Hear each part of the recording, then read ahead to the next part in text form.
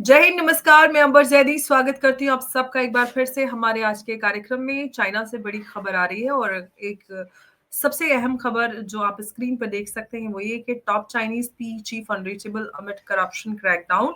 और ये जो प्राइवेट इक्विटी फंड है चाइना इंटरनेशनल कैपिटल कॉरपोरेशन, उसके जो चीफ हैं वो गायब हैं, कोई आता पता नहीं है। चाइना में जिस तरह के हालात हैं, जो इकोनॉमिक डाउनफॉल है, उसका असर बैंक्स, फाइनेंशियल सिस्टम और इंस्टीट्यूशंस पर नजर आ रहा है। तो इसी सब के बीच में कई सारी खबरें आपको नजर आ रही हैं। और दूसरी खबर ये है, using China central government balance sheet to clean up local government debt is a bad idea. और इसके बाद जो सबसे बड़ी अहम खबर है वो ये है कि जो रूरल और स्मॉल बैंक्स है चाइना में, वो मुसीबत में फंसते जा रहे हैं। और जो उस बैंक में लोग पैसा डिपॉजिट कर रहे हैं, उनका पैसा भी खतरे में आ जा रहा है। पैसा वो निकाल नहीं पा रहे हैं, जिसके चलते जो लोग हैं उन्होंने गोल्ड में इन्वेस्ट करना शुरू किया है। और गोल्ड में इन्वेस्ट करने की वजह से चाइना में जो गोल्ड पर टैक्स एग्जम्पशन मिलता था, अब वो भी हटा दिया गया है। तो ये कई सारी बड़ी खबरें हैं जिसको लेकर जो चाइना में इकोनॉमिक डाउनफॉल और जो बैंकिंग सिस्टम कोलैप्स हो रहे हैं, उसको लेकर हम आज की चर्चा करेंगे। और चर्चा के लिए हमारे साथ मौजूद है उमेश जी। उमेश जी, बहुत स्वागत है आपका। जय हिंद, नमस्कार। जय सिया राम अंबर जी। जय सिया राम। उमेश जी, चाइना में क्या चल रहा है? एक तरफ तो चाइना इंटरनेशनल कैपिटल कॉरपोरेशन जो प्राइवेट इक्विटी फंड है, उसके चीफ लापता हैं। बाकी सारी खबरों पर बाद में जाएंगे, पहले इस पर ये क्या हो रहा है? देखिए अंबर जी, ये जो चाइना के अंदर आपने जो नाम दिया है, चाइना इंटरनेशनल कैपिटल कॉर्प, इनके जो चेयरमैन हैं शैन जुनबाओ, एक हफ्ते से मिसिंग है। फोन भी नहीं उठा रहे हैं। लोग कहाँ देख रहे हैं, कहाँ चले गए हैं। और ये जो चाइना इंटरनेशनल कैपिटल कॉर्प है ना, ये एक तरह से पीई इन्वेस्टमेंट फर्म है। समझ लीजिए शी जिनपिंग की लड़की है, उसको अब उन्हें पैसे डालने हैं कहीं पे, तो ये इसको अप्रोच करेगी। चाइना इंटरनेशनल कैपिटल कॉर्प को इन्वेस्ट अप्रोच करेगी, बोलेगी मेरा पैसा आप लगाओ। और चाइना के अंदर जितने भी एलिट्स हैं, जो रेड कैपिटलिस्ट एलिट्स हैं, उनका पैसा ये मैनेज करती है। अब सोचिए, इसके जो चीफ हैं एक हफ्ते से मिसिंग है, कितना बड़ा गबन किया होगा। अब ये मिसिंग क्यों होते हैं? जब वहां पर बैंकिंग फ्रॉड होता है, तो उसके अंदर एक तरह से बहुत बड़ा घपला किया गया है, और इसी के कारण मिसिंग है। और चाइना के अंदर अभी ये तो एक छोटा सा इंस्टेंस है, ऐसे बहुत सारे इंस्टेंसेस नजर आ रहे हैं जिसमें banking officials are disappearing without a trace. मतलब ओवरनाइट ही एक तरह से आप सोचिए कब डिसअपियर होंगे, हमको नहीं समझ में आता है। इससे समझ में आ रहा है कि चाइना में लार्ज स्केल करप्शन चल रहा है कि फाइनेंशियल सिस्टम में। और ये एक तरह से नेशन की इकोनॉमी के लिए अच्छी बात नहीं है। जब एलिट्स का पैसा सेफ नहीं है, तो नॉर्मल सिटीजन्स का पैसा कैसे सेव हो सकता है? This is the grave situation. China के अंदर एक तरह से फाइनेंशियल क्राइसिस आने वाली स्थिति आ चुकी है। और ऐसी भी रिपोर्ट्स आ रही है कि चाइना के अंदर जो डेट टू जीडीपी है, वो अभी 330-335% पहुंच चुकी है। इसके कारण जो लोकल गवर्नमेंट्स है, उनको अपना खर्चा निकालना मुश्किल हो गया है। क्योंकि लोकल गवर्नमेंट्स की जो मेजर सोर्स ऑफ रेवेन्यू थी, वो थी चाइना का रियल स्टेट सेक्टर, जो उनको प्रॉपर्टी टैक्स और वो सब जितनी भी लैंड का जो उनको मिलता था, उससे वो अपना खर्चा निकालते थे। बट अभी ऐसा है कि जो लोकल गवर्नमेंट्स है, they are not able to give wages, they are not able to clear vendor dues, maintenance charges नहीं दे पा रहे हैं। इसलिए सेंट्रल गवर्नमेंट क्या कर रही है, उनको एक तरह से बेल आउट कर रही है। पर ये कितने दिनों तक होगा? जैसे आप समझ लीजिए, भारत के अंदर सेंट्रल गवर्नमेंट है, मोदी गवर्नमेंट, और बंगाल गवर्नमेंट उनसे पैसा मांगती रहती है कि आप हमको बेल आउट करो। कितने दिन तक करेगा? तो ये सब चीज एक तरह से चाइना के अंदर सब जगह हो रहा है। इससे उनकी इकोनॉमिक हालत खराब हो चुकी है। चाइना के अंदर 51 कोस्ट टाउन्स है। एक कोस्ट टाउन के ऊपर उन्होंने $100 बिलियन खर्चा किया है। सोचिए, $5.1 ट्रिलियन की जो रियल स्टेट इन्वेंट्री है, कंप्लीटली रिमेन्स अनसोल्ड। तो कहीं ना कहीं चाइना के अंदर मिस एलोकेशन ऑफ रिसोर्सेस हुआ है। जिसके कारण उनके बैंकिंग में भी प्रॉब्लम आया है।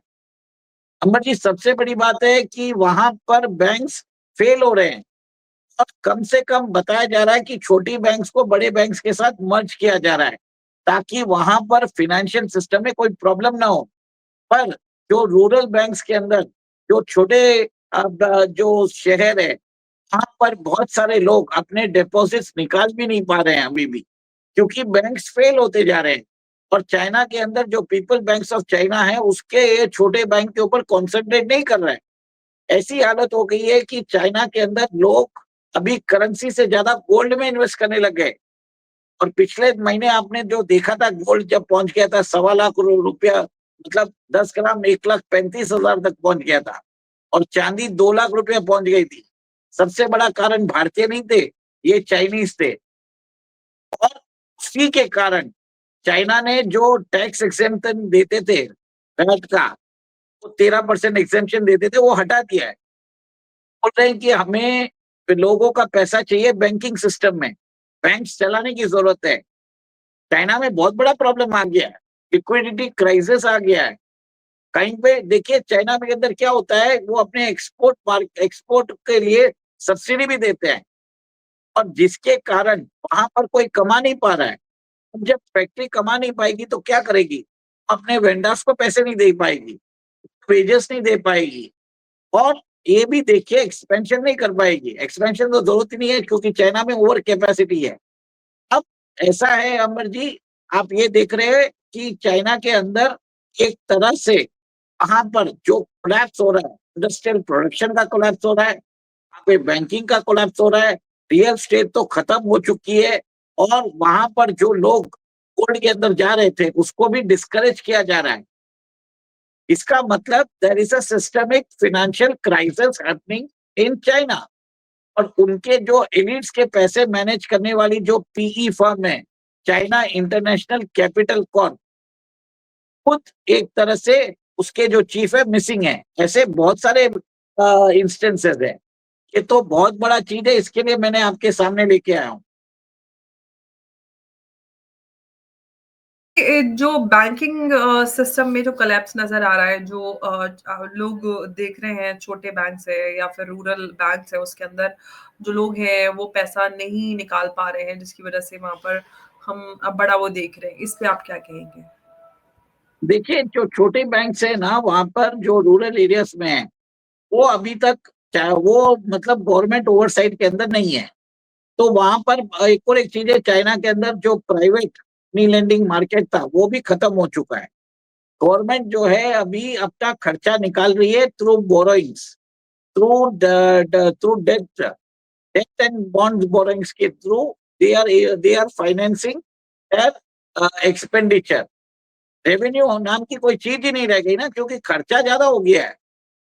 वहां पे सबसे बड़ा जो ड्राइवर था वो था उनका रियल स्टेट। रियल स्टेट एक तरह से बंठा बैठ गया है। मतलब बहुत जगह पे तो 75 to 80% drop in prices from the peak. फिर भी लेवल कोई नहीं है, लोग ले नहीं रहे हैं, लोग पैसा सेव कर रहे हैं। और अगर पैसे नहीं और वो करेंसी के बगैर गोल्ड में इन्वेस्ट कर रहे हैं। इसके लिए गोल्ड के अंदर का जो एग्जेम्पशन है वो भी हटाया गया।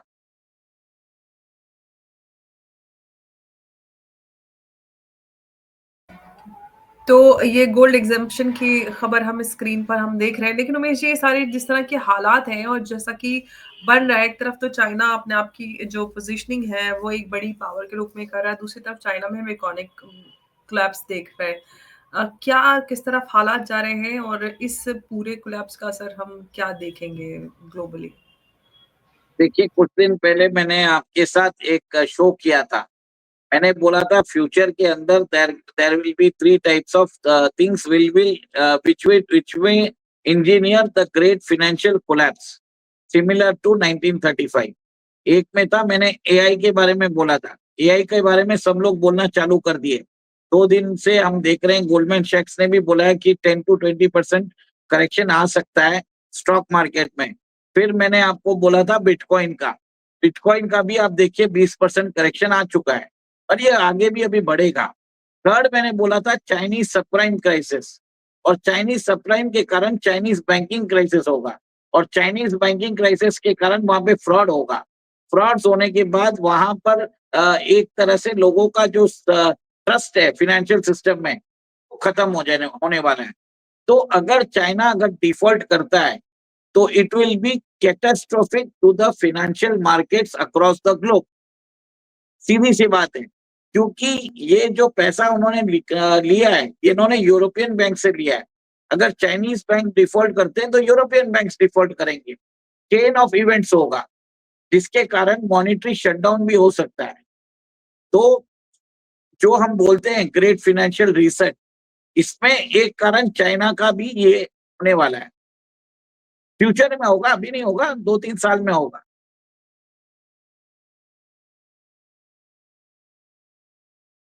सवाल ये है कि जो ये रीसेट की हम बात कर रहे हैं और अभी जो हालात है उससे चाइना में पूरी तरह से क्योस हमें नजर आ रहा है। कैसे अभी हालात चाइना में हम और आगे होते हुए देखेंगे, क्योंकि पूरे जो फाइनेंशियल और बैंकिंग सिस्टम से जुड़े लोग हैं उन पर ये सारी चीजें असर करती नजर आ रही हैं अभी। देखिए, लोग तो ये भी बोल रहे हैं कि उनकी जान खतरे में है। लोग तो यहाँ तक बोल रहे हैं कि चाइना अपनी करेंसी जला रहा है, वो सब छोड़िए। पर मुझे यहाँ पे जो रिपोर्ट्स मिल रही है, वहां पर बताया जा रहा है कि चाइना के अंदर लोग फेक प्रोडक्ट्स बना रहे हैं। मतलब आपको काम ओरिजिनल का लेंगे और वहां पर आपको फेक प्रोडक्ट्स बेचेंगे। और ये भी हो रहा है कि चाइना के अंदर इंडस्ट्रियल प्रोडक्शन कैपेसिटी बढ़ चुका है और वहां से लोगों ने अपनी इंडस्ट्रीज शिफ्ट करना भी चालू कर दिया है। इंडस्ट्री शिफ्ट हो रही है वियतनाम और मेक्सिको। चाइना का जो ट्रेड है यूएस के साथ वो घटा ही है। कहीं ना कहीं चाइना को बहुत ज्यादा फर्क पड़ा है, क्योंकि अमेरिका से ट्रेड न करने के कारण उनकी इकोनॉमी की ग्रोथ रेट जो है वो कम होती जा रही है। और इसी के लिए आप ये देख रहे हैं कि डोनाल्ड ट्रंप ने टैरिफ लगाया है। और अभी भी बात हो रही है कि चाइना के अंदर सोशल केओस, अनार्की, वहां पर जो फ्यूचर है किसी का सेफ नहीं है। तो मेरे ख्याल से फुल ब्लोन कोलैप्स के थ्रू बढ़ रहा है चाइना। उमेश जी, ये तो सवाल अब मैं आपसे एक ये करना चाहती हूँ कि जिस तरह से हालात हम देख रहे हैं चाइना में, क्या जिस तरह से हम देख रहे हैं कि रूरल बैंक्स और स्मॉल बैंक्स में लोगों के पैसे सेव नहीं है, लोग पैसे नहीं निकाल पा रहे हैं, तो ऐसे में क्या प्राइवेट इन्वेस्टर्स जो हैं उनका पैसा भी या प्राइवेट इन्वेस्टमेंट जो है वो भी खतरे में है चाइना में? देखिए, चाइना में 2-3 चीजें हो रही है। सबसे पहले तो जैसे बैंक के अंदर पैसा डिपॉजिट कर सकते हो, विड्रॉ नहीं कर सकते। तो हुँ। और लोगों का जो अकाउंट्स है वो फ्रीज हो रहा है। इसका मतलब है कि चाइनीज गवर्नमेंट अपने ही सिटीजन्स के पैसे पे डकैती कर रही है। सेकेंड, वहां पर जो लोग प्राइवेट इन्वेस्टमेंट कर रहे हैं, बाहर से इन्वेस्टमेंट कर रहे हैं, सडनली आप देख रहे हैं कि उनकी जो वेल्थ है कन्फिस्केट किया जा रहा है। ये हो रहा है, थोड़ा सा कम हो रहा है, लोगों को मालूम नहीं पड़ रहा है, पर इंटरनली चाइना के अंदर हो रहा है। हुँ। एक और एक चीज आप ये चाइना में देख रहे हो कि वहां की जो गवर्नमेंट है, जिन्होंने बोला है अपनी रियल एस्टेट कंपनीज को कि आप ओवरसीज डेब्ट्स के ऊपर डिफॉल्ट करो और हमारे पैसे वापस दे दो। तो कहीं ना कहीं आप ये देखिए, इंटरनेशनल इन्वेस्टर्स, वहां पे प्राइवेट इन्वेस्टर्स और बैंक डिपॉजिट्स के अंदर जो डिपॉजिटर्स है, तीनों के पैसे खतरे में हैं और वो एक तरह से भूल जाओ। कोविड के बाद उनकी हालत बहुत खराब हो चुकी है।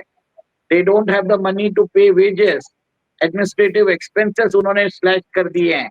बहुत जगह तो उन्होंने सैलरीज को भी कम कर दिया है। क्योंकि चाइना में सब कुछ पॉसिबल है, क्योंकि सीसीपी जो है एक तरह से किसी पे फरियाद नहीं कर सकते वहां पे आप। जो वहां पे सीसीपी बोलेगा वो उधर का विधान है। तो क्या ऐसे में जिस तरह के हालात हैं, आम लोग परेशान, banking system collapse, private equity fund के जो चीफ है वो गायब, ऐसे में क्या ये कह सकते हैं लोग तो परेशान है क्योंकि लोगों के पास ना कारोबार है, ना काम है, ना पैसा है, और जो उनकी सेविंग्स है वो भी सेफ नहीं है, तो क्या जो सरकार है और जो सीसीपी पूरा ये सिस्टम है उस पे लोगों का भरोसा कम हो रहा है? डेफिनेटली कम हो रहा है। लोग एक तरह से चाइनीज कम्युनिस्ट पार्टी के अगेंस्ट हो चुके हैं। चाइना के अंदर जो ग्रोथ मिल रही थी, उनकी जो इतने साल से 30 साल से जो ग्रोथ मिल रही थी, अचानक बंद हो गई है। अब वहां पर स्थिति चेंज हो रही है, लोगों का कॉन्फिडेंस खत्म होता जा रहा है। Any time you can see any sort of rebellion.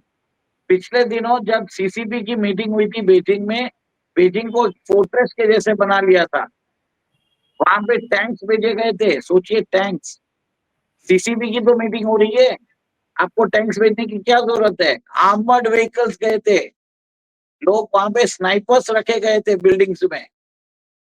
क्या आप युद्ध की तैयारी कर रहे हो क्या? आपको खतरा अपने सिटीजन से है। आप सोचिए, इतना बड़ा प्रॉब्लम हो रहा है चाइना में। मुझे तो जो हाल सोवियत यूनियन का हुआ था, सेम चाइना का होता हुआ नजर आ रहा है। और अमेरिका बिना बुलेट फायरिंग किए चाइना को तोड़ देगा। उन्होंने सोवियत यूनियन के साथ भी किया है। अब जो लोग चाइना की महिमा गाथा गाते हैं, उनको थोड़ा हिस्ट्री से सीख लेना चाहिए कि अमेरिका जो है can defeat and break the nations without firing a bullet. Soviet Union इसका एग्जाम्पल है। क्या उमेश जी, अगर ऐसा होता है तो हम ग्लोबली जो चाइना अगर टूटता है तो उसका क्या असर देखेंगे ग्लोबल जो जियोपॉलिटिकल वो है? देखिए, ये सवाल मत पूछिए, क्योंकि ये कभी और करेंगे। क्योंकि इसके अंदर कम से कम मेरे को डेटा चाहिएगा, मैं बिना डेटा के कुछ बोल नहीं पाऊंगा। अभी मैंने सोचा भी नहीं है कि क्या होगा। अभी तो एक सिर्फ मैं ये मोटी सोच, मोटी मोटी मोटी बात बता दीजिए, ओवरऑल मोटी मोटी सिचुएशन। देखिए, एक मैन्युफैक्चरिंग हब है वर्ल्ड का, फैक्ट्री ऑफ द वर्ल्ड, जो सस्ते दाम में प्रोडक्ट्स दे रहा है आपको, नुकसान करके प्रोडक्ट्स दे रहा है। तो अगर नहीं रहेगा तो वर्ल्ड ओवर, ओवरनाइट सब चीजों के दाम बढ़ जाएंगे। जो चीज आपको 100 रुपए में मिलती है, 125 रुपए हो जाएगी। 25% hike immediately.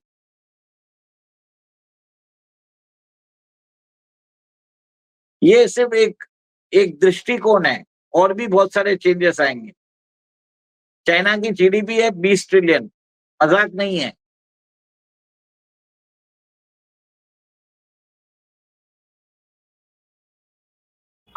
China global factory China को बोलते हैं, सप्लाई पूरी दुनिया को वो करता है। तो और यूएस की हम बात करें तो यूएस पूरी तरह से डिपेंडेंट है, चाइना हो या और भी कंट्रीज। तो वो चाइना को तोड़कर क्या उद्देश्य पूरा करना चाहता है? देखिए, चाइना को 1979 में चाइना के साथ करार किया था अमेरिका ने। उनको हम्म। लग रहा था कि चाइना के अंदर कुछ सालों में डेमोक्रेसी आ जाएगी और चाइना एक तरह से उनके कब्जे में रहेगा, जैसे जापान है। बट चाइना एक तरह से बहुत होशियार निकला।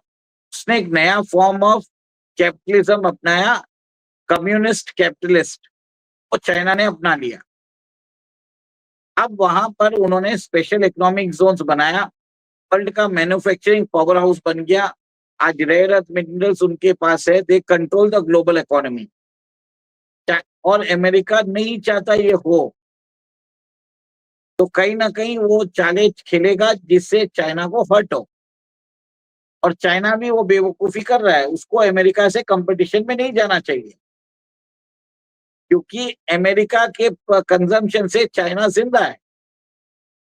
और आप जिसके ऊपर डिपेंडेंट हो और उसी के साथ कंपटीशन करोगे, तो कहीं ना कहीं आप जब अपनी इंडस्ट्रीज को प्रॉफिट कमाने नहीं दोगे, को बोलेगे कॉस्ट पर बेचो, तो आप अपने जो अपने लेबर्स है उनको सैलरी नहीं दे पाओगे, वेजेस नहीं दे पाओगे, वेंडर्स को पैसा नहीं दे पाओगे।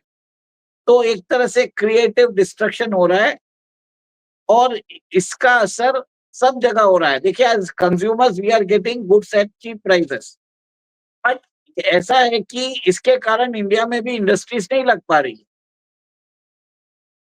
और चाइना जिस दिन कोलैप्स होगा, उसी दिन मेरे हिसाब से 25 से 30% प्राइसेस विल राइज। उससे आगे मैं अभी सोचना नहीं चाहता, बहुत कॉम्प्लेक्स है स्थिति, बस इतना ही बोलूँगा। फिलहाल स्थिति ये है कि चाइना में ये जो इकोनॉमिक डाउनफॉल है, वो काफ़ी तेज़ी से होता जा रहा है। बैंकिंग सिस्टम, रियल एस्टेट, किसी भी आप क्षेत्र की बात करें, हर तरफ हाहाकार नज़र आ रहा है। फिलहाल बैंक्स हैं या हम उनको देखें, लोगों की सेविंग्स, पैसा कुछ भी सेफ नहीं है। चाइना जो है, अपने ही लोगों के पैसे पे डकैती डाल रहा है। ऐसे में जो प्राइवेट इन्वेस्टर्स हैं या जो और लोग जो चाइना में इन्वेस्ट कर रहे हैं, उनका पैसा कितना सेफ है और कितना खुद चाइना सेफ है, क्योंकि जिस तरह के हालात बन रहे हैं उसमें कुछ भी कहना कुछ भी नहीं कहा जा सकता, हमें ये कहना चाहिए। और उमेश जी, आपने इस पूरी सिचुएशन पर हमारे साथ चर्चा की और फैक्ट्स प्रेजेंट किए, तो उसके लिए आपका बहुत धन्यवाद। नमस्कार, जय हिंद, जय भारत। जय सिया राम। जय सिया राम जी, धन्यवाद।